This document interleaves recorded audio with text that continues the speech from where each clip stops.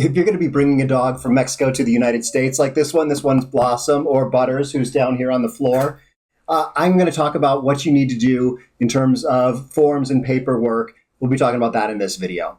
So as of early 2026, there are really 5 requirements for bringing a dog from Mexico into the United States. The first is that they're 6 months old. They need to appear healthy. They need to have an ISO microchip. They need to have the CDC import form, and they need a Screwworm certificate. We're going to talk about each of those in this video. So the first one, pretty easy, 6 months old. Blossom just fits the bill in terms of being at least 6 months old.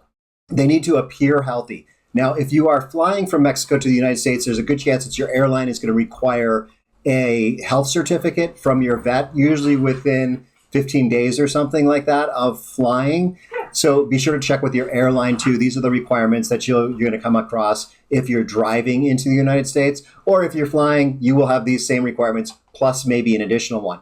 Also, if your cat has been to an area outside of Mexico, a high risk for rabies country, the requirements will be additional requirements for that. But right now, Mexico is considered a low risk country, so we don't need to have additional forms for that. You need to have an ISO microchip. So this is a microchip that they can scan with one of the scanners that is kind of a generic scanner. So certain microchips are proprietary. So one of the generic scanners it's protected information inside the chip. So just make sure that you're getting one that I think it's like 10 or 15 digit code that comes up on a generic scanner. So just check with who you got your microchip from to see if it is ISO compliant. And you could, of course, check in with your vet because all the vets have those scanners too. The CDC import form. I'll have a link to this form below, and we're going to go on my computer now and I'll fill out this form for Butters. You need to fill out this form, one form for each dog that you're bringing back. And the form is good for some period of time, 6 months maybe, if you are going back and forth across the border. But if you go to a different country other than Mexico, you need to fill out a new form. So we're going to the cdc.gov page, and like I said, that will be below, link below. And we're going to go to complete the form. I'm going to do this in English. And so the first question is, has it been to a high-risk country in the last 6 months? And Mexico is not a high-risk country, and that's the only place that these dogs have been. I'm going to fill out my information here. And I am the owner of these dogs. Perhaps you're a flight parent if you're bringing back a dog into the United States on behalf of a nonprofit. I am going to say I'll use my passport number.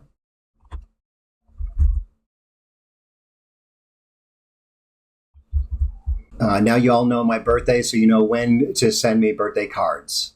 Fill out your email address and your phone number. I'm putting in my US phone number. If you aren't the person who's flying with the dog, you have to put your information in too. And then fill out information in section B, like the animal name.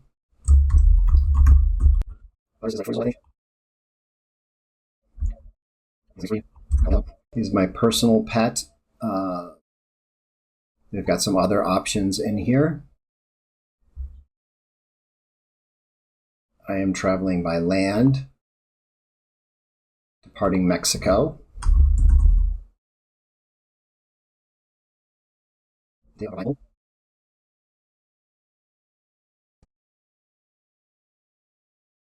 Okay, down to section D. You've got to state that you know what you're doing when you're filling out this form, and if you're the importer or someone else. Put in your signature, which is just your name typed in. Oh, they want the middle initial. Put that in there. Today's date.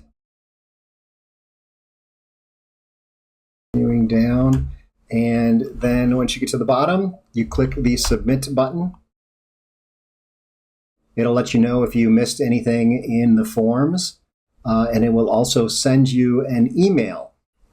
So this is just the first of a couple of emails that you will get from the CDC. So let's go over and check my email.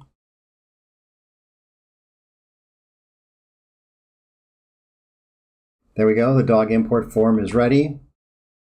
And then you push the button and it will send the second email. So that's just verifying your email address first. Go back.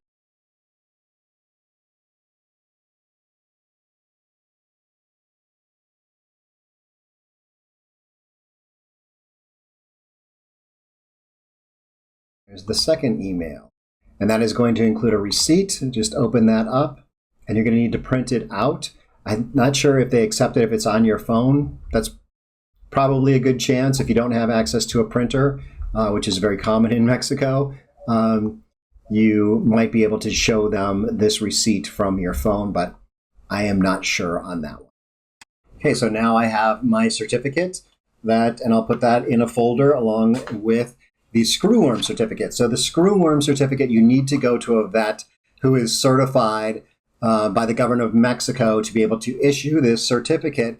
And I think they also provide a copy of their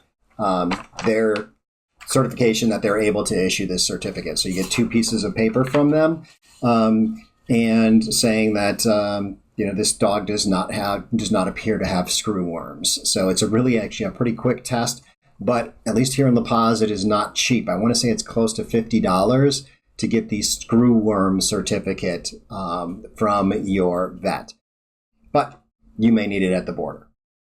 Okay, I've got my folder now ready to head to the border. Now, I just want to say, if you're flying, you are probably going to need all of this stuff, and they will probably check it when you check your pet in at the airport. If you're driving, there is a 99% chance that they will not ask you anything about your pets, but you always want to have this with you just in case. So that is how to get your dog north across the border from Mexico into the United States in April 2026. I'm not sure when things will change.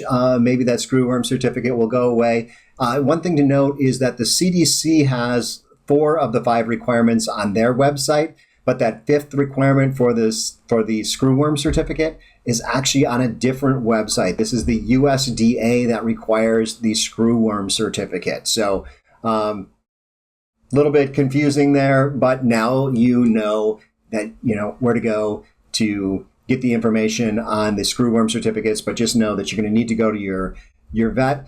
And I think there's a list if you work your way through this website. I'll have this website link below. There's a list of doctors or veterinarians that are certified to provide this test and this certificate inside Mexico, and I think it's listed by state. So you'll be able to find someone that can get this certificate for you. And that Screwworm certificate needs to be issued within 5 days of crossing the border, so be sure to plan out the point where you're going across the border. Don't go too early to your vet. Let me know if you have any questions or if you've experienced going across the border, especially if you've driven across the border and they have checked any of this paperwork. I'd love to hear from anyone who's had that experience, or if you had the experience of just driving across the border. Let me know down in the comments below. And from La Paz, my last day in La Paz, we are heading north, driving north tomorrow. Wish you were here. Hasta luego.